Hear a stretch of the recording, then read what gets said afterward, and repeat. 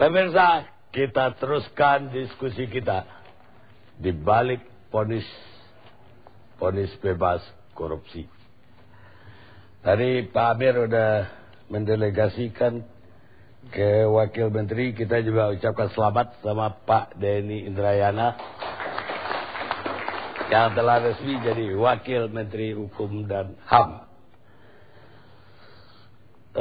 Pak Denny, kami pernah mendiskusikan soal remisi ini di ruangan ini. Dan kesimpulan waktu itu bahwa remisi ini dasarnya adalah undang-undang, bahkan dari komponen PBB dijabarkan undang-undang, dan dasarnya itu narapidana itu equal.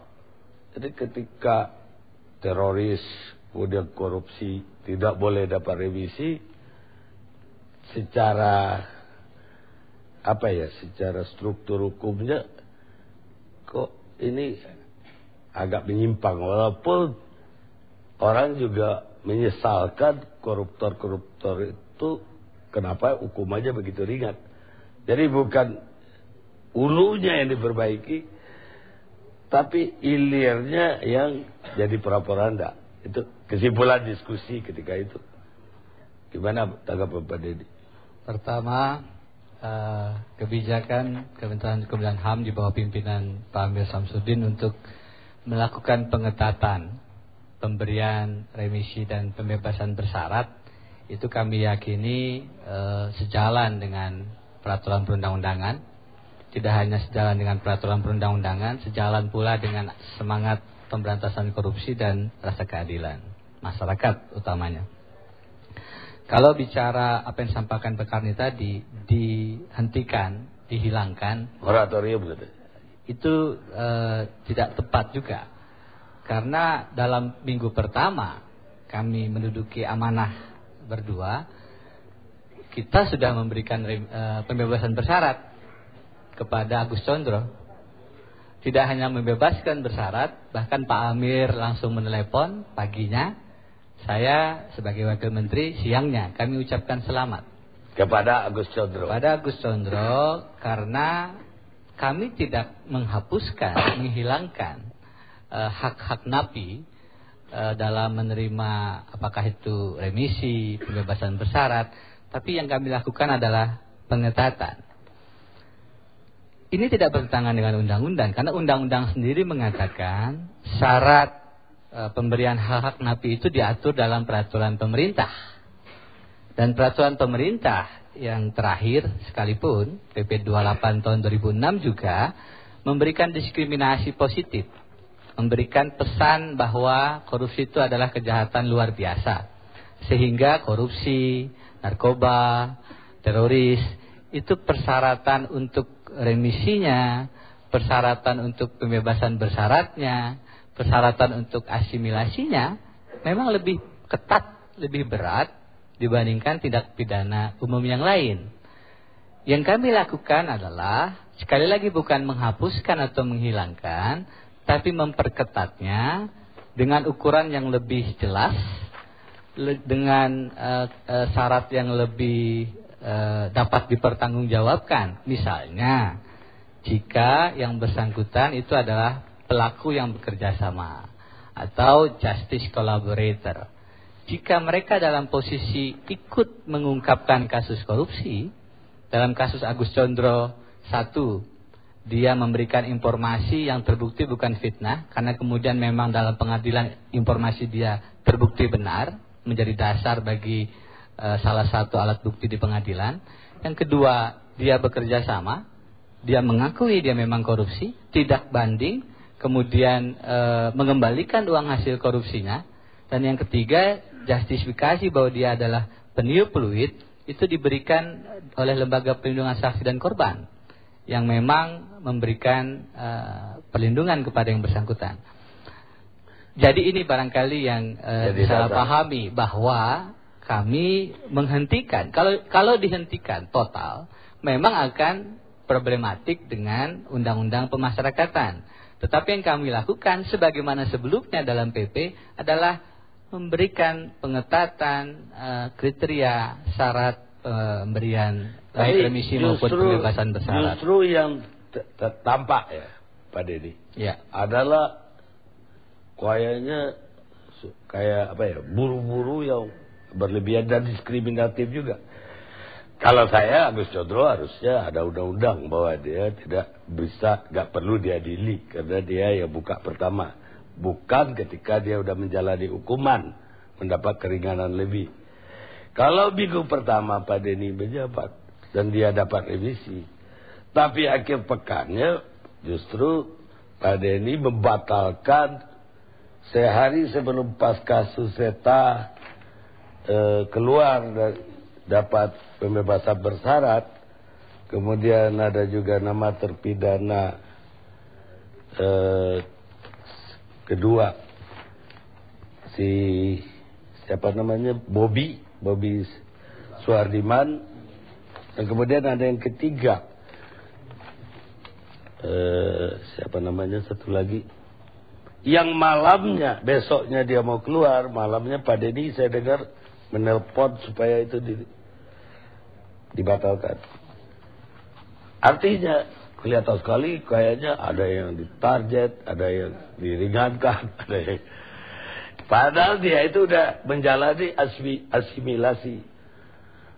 Dan dia udah memenuhi semua persyaratan untuk bisa keluar paginya. Tapi malam ini Kepala LP mendapat telepon itu tidak dikeluarkan pada tanggal 31 kemarin. Pertama, kebijakan ini tidak bersifat perorangan pribadi kepada siapa, tidak.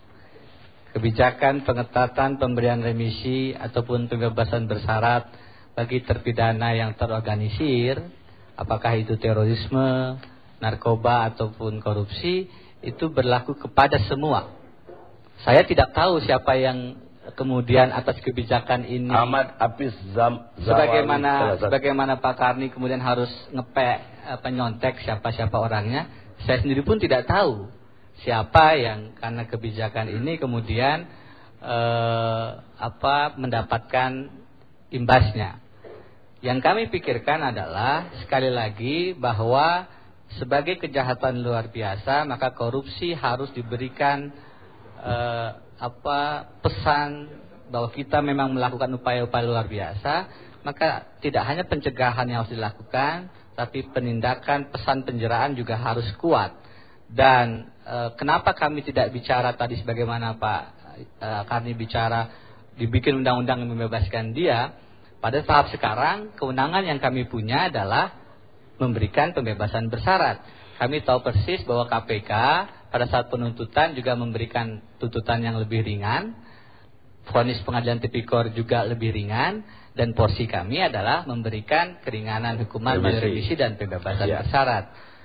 Saya sekali lagi tidak hafal siapa dan tidak betul kalau saya menelepon Kalapas. Saya tidak ngerti siapa Kalapas. Baik, tapi ada yang saya itu satu kuliah dengan Pak Amir ini itu. Saya kira Pak Amir juga masih ingat. Kalau ada dalam pidana ada dua peraturan yang keluar atau beradu, maka dipilih yang meringankan kepada si tersangka atau terpidana. Dan dalam hal ini kayaknya Departemen Hukum HAM memilih yang terberat untuk terpidana. Ini juga perlu dijelaskan. Pertama, ada yang bilang ini diskriminatif. Diskriminatif jika kebijakan ini setelah dikeluarkan diberikan kepada yang satu, tidak diberikan pada yang lain. Ini tidak berlaku surut. Kalau berlaku surut, yang kemarin-kemarin dapat pembebasan bersyarat, dapat remisi, kami batalkan. Itu berlaku surut. Ini udah keluar loh Pak. Kenapa? Surat keputusannya udah keluar. Surat keputusan eksekusinya, ketika mau eksekusi dibatalkan. Iya. Pada saat surat keputusan itu akan dilaksanakan, tetap ada kewenangan di Kementerian Hukum dan HAM untuk melakukan membatalkan review. Karena kita sekali lagi tidak bicara siapa-siapa orangnya Pak. Dan perlu diingat, mungkin orang juga tidak mengatakan ini dasar hukumnya apa. Saya juga nggak peduli orangnya Pak.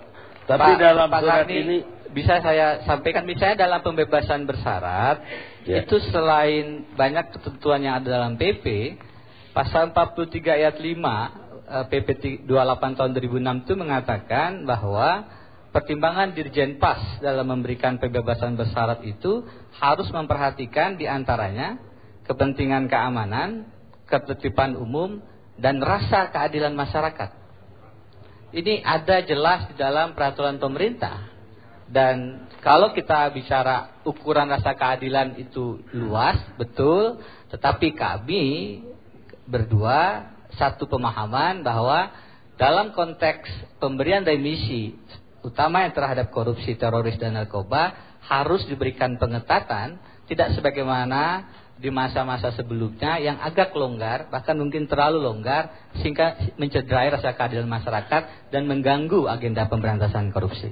Iya, tapi ini surat keputusan Menteri Hukum dan Hak Asasi Manusia ini sudah keluar 12 Oktober 2011 untuk membebaskan orang-orang ini. 31, untungnya bukan 30 Pak, hari Minggu itu. 31 ini keluar, pas orangnya mau keluar. Jadi walaupun apa boleh surat keputusan dibatalkan begitu saja yang sudah diterima oleh pihak-pihak yang berkepentingan loh. Ini surat salinannya udah 9 termasuk terpidana. Surat keputusan itu memang dikeluarkan, tetapi ada rentang waktu eksekusinya. Dan eksekusi pelaksanaannya, sampai eksekusi pelaksanaannya, bagi pemahaman saya, pada saat dia dikeluarkan, saya minta yang lain tenang. Tetap ada. Dia sudah telepon, sudah suratnya keluar. Tidak diapain gimana begitu? Boleh selanjutkan. Baik, saya kira kasih kesempatan beliau dulu. SK itu selalu dalam satu surat keputusan itu ada klausul yang juga standar. Jika kemudian ada hal-hal yang diperlukan, itu bisa ditinjau kembali. Dalam konteks ini, kebijakan kami adalah sama dengan remisi, pembebasan bersyarat. Kebijakannya adalah melakukan pengetatan, hanya diberikan salah satu ukurannya kepada pelaku yang bekerja sama. Kami meyakini betul bahwa kebijakan pengetatan itu sangat sejalan dengan semangat anti korupsi. Baik, Pak Denny. Tadi Pak Denny mengatakan bahwa ini bukan moratorium, bukan penghentian.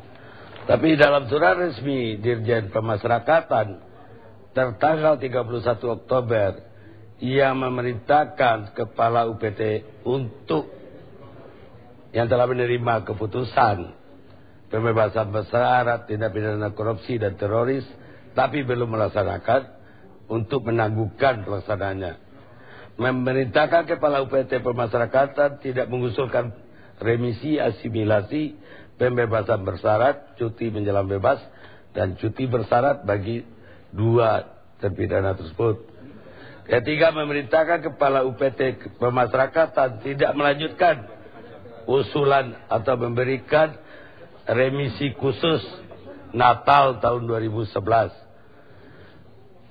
Maksud saya di perihalnya moratorium loh Pak. Jadi ini dalam konteks saat ini sedang ada pengkajian. Kami menghormati. Nah, itu kan udah jelas salah. Surat keputusan sudah ditelepon, itu benar apa enggak, itu aja. Kalau sudah itu benar, laksanakan dong. Baik. Yang berubah-ubah. Baik. Pak Denny punya jawaban terhadap Saat itu? ini sebagaimana saat ini Dirjen. bukan. Boleh saya lanjutkan? Saat ini sebagaimana pernah disampaikan oleh Menteri Hukum dan HAM, ada tim pengkajian yang dibentuk memang.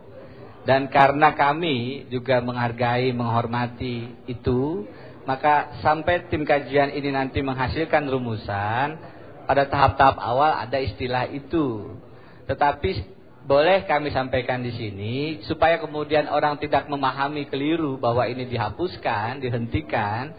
Maka yang tepat dan sudah saya sampaikan berulang kali, yang kita lakukan adalah pengetatan pemberian remisi dan pembebasan bersyarat yang sebenarnya juga telah dilakukan sebelumnya dengan syarat-syarat yang memang sudah lebih berat dibanding. Ini bukan kebijakan baru. PP 28 tahun 2006 yang merubah PP tahun 99, sejak tahun 2006 semangat agar syarat pemberian remisi dan pembebasan bersyarat terhadap organized crime, teroris, narkoba dan korupsi itu lebih berat sudah ada. Yang kami lakukan adalah makin memperjelas ukurannya, makin membuat indikatornya dapat dipertanggungjawabkan. Misalnya kalau dia justice collaborator, mana surat dia sebagai whistleblower atau peniup peluit dari LPSK. Dengan demikian, kita tidak lagi bersandar pada aturan yang sangat umum, misalnya berkelakuan baik. Apa itu berkelakuan baik? Yang dalam praktiknya mungkin, saya katakan mungkin, bisa karena ukuran yang tidak terlalu jelas itu menimbulkan penyimpangan di lapangan. Baik, Pak Denny. Yang kita lakukan adalah memperketat persyaratannya, membuat ukurannya semakin jelas dan mekanismenya juga makin dapat dipertanggungjawabkan. Baik, tapi surat dirjen ini saya nggak tahu Pak Amir udah menerima tembusannya atau belum. Juga dirasakan ada diskriminasi karena memerintahkan kepada kepala UPT tidak melanjutkan usulan memberikan remisi khusus Natal tahun 2011. Sementara yang Islam sudah mendapat Lebaran, yang Natal gak jadi dapat. Jadi sebenarnya ini bukan topik kita. Topik kita itu kembali nanti ke vonis bebas.